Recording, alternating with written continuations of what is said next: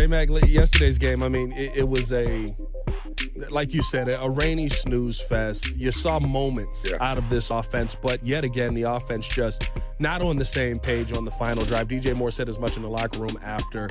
How concerning is it to you? I know there's been coaching changes, but it feels like there is no consistency, no rapport between this team. They look like an offense that just got together a week ago. Yeah, it's not surprising. I mean, realistically, we're sitting here talking about, like we're shocked. Like we saw this all year. You see an offense that can't get out of its own way. You see an offense that when you make a big play, it gets negated by a pre-snap penalty, holding. You see an offense that can't get ahead of the chains, always starting behind the chains because of those things. And it's very frustrating, when you can't get on track, when you can't overcome self-inflicted mistakes. I mean, it's impossible to win a game. It's hard enough to win a game in the NFL, but if you have those continued consistency in terms of making those self-inflicted mistakes, you don't stand a chance. And that's what we've seen all year. You've seen the mistakes over and over again come back to haunt the Bears. I mean, you saw the touchdown pass to Roma Dunze that could have been the game-winning touchdown, but what do you get? You get a holding call, it's negated. So the same things we've seen all year with this offense and this Bears team as a whole. Jason McKie, our guest here. He's brought to you by the ComEd Energy Efficiency Program, partnering with your business to save money and energy. J-Mac, when you're on the sidelines, you see some of these special throws that Caleb makes, the 4th and 5, the one to Roma Dunze on 3rd and 14, the one that you just alluded to Rome that got taken off the scoreboard because of the holding call there. But then it's sometimes the other stuff with Caleb where there's a throw missed here or a sack taken there. If you were his quarterback coach, and I know you obviously a great high school coach in this state, what would you do to try to put him on a plan to help bring a level of consistency to his game? Yeah, I mean, you see signs of greatness with him, like he talked about, the wild throws that you see, the off-platform throws, the throws that you see him rolling out, making those, highlight plays. But then you also, the things that we lack in is the basic fundamentals, the basic things, right? Taking the check down, executing in critical situations. Don't go for the home run.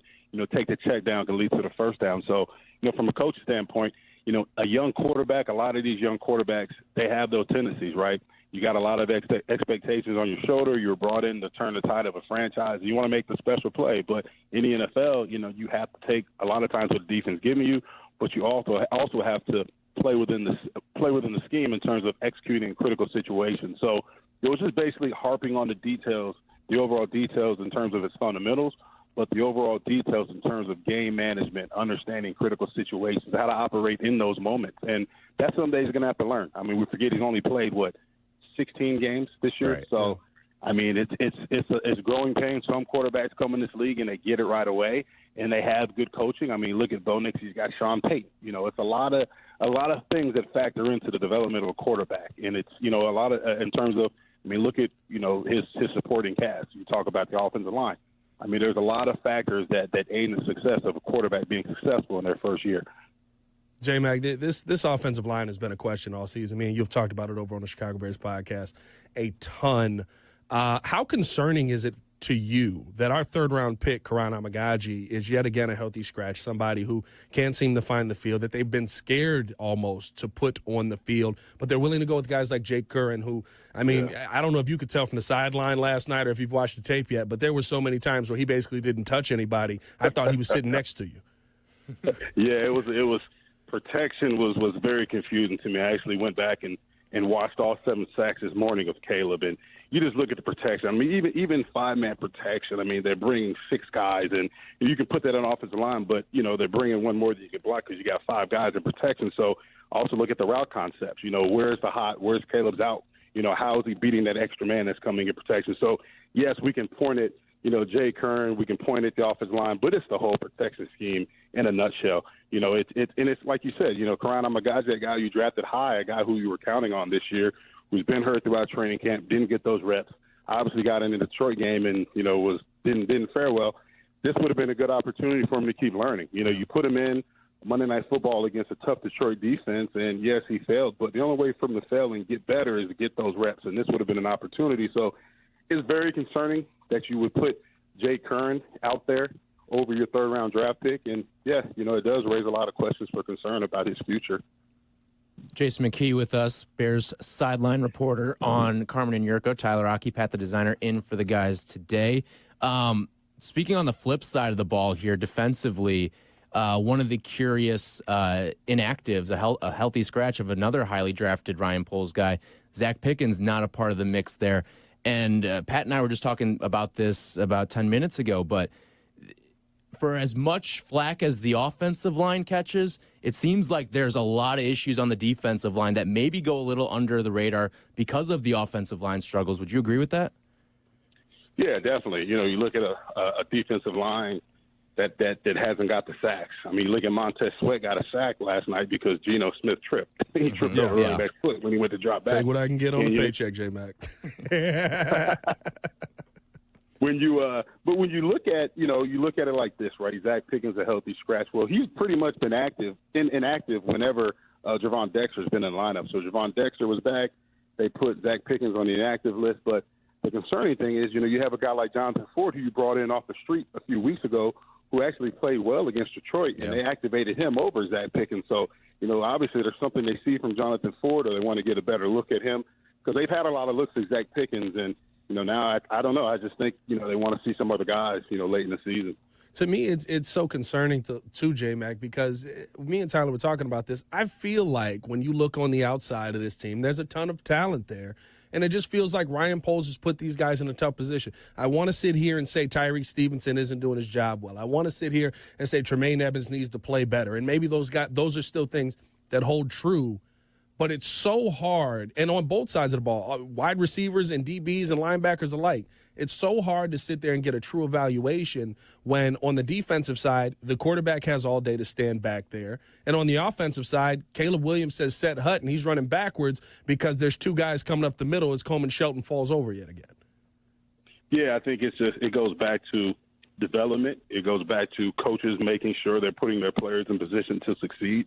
It goes back to players doing their job, executing, especially in critical situations, especially blue chip guys. Like, you're paid to go out there and make plays. And, those guys aren't making plays consistently. We also have guys that are, we got running backs running up and down the field because we're not in the right gaps. We don't have good gap integrity. Guys are missing tackles. It's a lot of things, man, when you look at it. And those are all signs of a team that's struggling. Those are all signs of a team that's pretty bad. And, the players know it, the coaches know it, the guys upstairs know it, that it's not good enough. It's not even close to being good enough. It's embarrassing, to be quite honest. And there has to be a change. You need somebody in this building that's going to hold everybody to the highest of standards. Everything has to be at a championship level. That's all the way down to the equipment staff, to the, to the food, the guys in the cafeteria, to what you do in the weight room, how you conduct meetings. Everything has to be at a championship elite level if you want to be successful. You can't cut corners in this league because the teams that cut corners are the teams that will be watching the playoffs. And yet again, we're a team that's going to be watching the playoffs. Yeah, who would have thought it would have gotten to this point this year with 10 straight losses? J-Mac, Jason McKie with us here on Carmen and Yurko. You can hear him on the sidelines every single Bears game. Is there anything that you got from the sidelines that maybe you didn't get a chance to share yesterday that you want to bring to the light?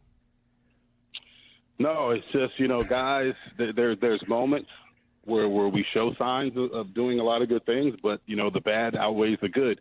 The one thing I will say is, I've said it over and over again, like, you can never question Caleb Williams' toughness. I mean, he's the first Bears quarterback to start 16 straight games since 2009, and that was Jay Cutler. So, his toughness is there. You see the frustration. He was wearing it last night. I'm sure you guys saw it on TV. Oh, yeah. I saw that on the sideline. He's frustrated with himself. He's frustrated with the way things are going. And, I think there's obviously way more better days for Caleb, and I know he's going to put in the work in the offseason. And, we just got to make sure that we're doing everything, that the organization is doing everything that they can from a standpoint of making him successful, but also making this team overall successful. How do you evaluate his numbers, J-Mac? I mean, of course, it's not been the season we want. But when you look at a 3,300-yard passer now, 19 touchdowns, 5 interceptions, had a horrible showing yesterday, but a team that really didn't help him as well. How do you evaluate what you've seen from him in his rookie season when you also add in he's now been sacked 67 times with a game left in the season? Yeah, I think when you look at the evaluation, Pat, you talked about the numbers, right? But you look at the numbers, you've got to look at everything as a whole, the situation he's been in. I mean, he's went through coaching change, a coordinator change, a head coach change. He's been sacked, he's been beaten, but he still put up some good numbers. And when you have a quarterback that's faced all that type of adversity, but still goes out there, right, and still performs. And I'm not going to say he's performed at elite level because he hasn't, but he's performed at a good level. He's performing at a level that for me personally, makes me comfortable with saying, this kid has something. And if we continue to develop him, get the right people around him, bring the right head coach, bring the right coordinator in here, bring the right quarterback coach in here, he has something. And, that's my evaluation of him. I'm not going to say we got the pick wrong with Caleb. I think he is, going to be really good. I think he can be the face of the franchise, but now the guys upstairs, they got to do the work to make sure that they're setting him up for success, but not just him. They got to make sure the right infrastructure is in place to let this team succeed. And we've seen failure over and over and over again, right? We drink the Kool-Aid every year. Oh, the Bears are going to win 10 games. The Bears are going to go to the playoffs, right? And it's a continued letdown. So whatever their process has been in the past, they would be crazy and naive to do the same process. Something's got to change. If not, we're going to have the same old results, and you're going to have another quarterback that has all the talent in the world come here in Chicago, and he's going to fail because the infrastructure around him has been terrible. Done with the Kool-Aid, J-Mac. 7-win predictions until they prove me otherwise. It's Kool-Aid without sugar. That's what we've been drinking. Oh, no! One packet, no sugar, and you're going to like it. And you got to eat your vegetables if you want it.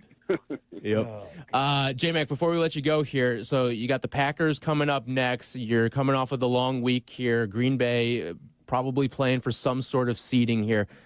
And a lot of these guys know, there's going to be, on the Bears side of things, there's going to be big changes. Obviously, there's going to be a new head coach. There might be a new general manager. Who knows what the roster looks like between now and then. How do you keep your guys really into this thing for that finale there when you know that there are going to be major changes between now and the next time they take the football field? I mean, you really shouldn't have to, keep your guys engaged. I mean, especially the guys who, are on the fringe of possibly being here next year or being on an NFL roster next year. Like, you're out there, yes, you're playing for the team, but you're playing for your NFL life here. Everything's going to be under evaluation, not just from the new staff that's going to be coming in, but from a standpoint of everybody's going to be watching film, right? They're going to see how you play late in the season when nothing mattered. They're going to see how you, did you keep playing or did you pack it in? Do you have your suitcase in one hand and your football glove on the other hand? You know what I'm saying? So you shouldn't, the guys shouldn't have to be, coach motivated. They should be self-motivated.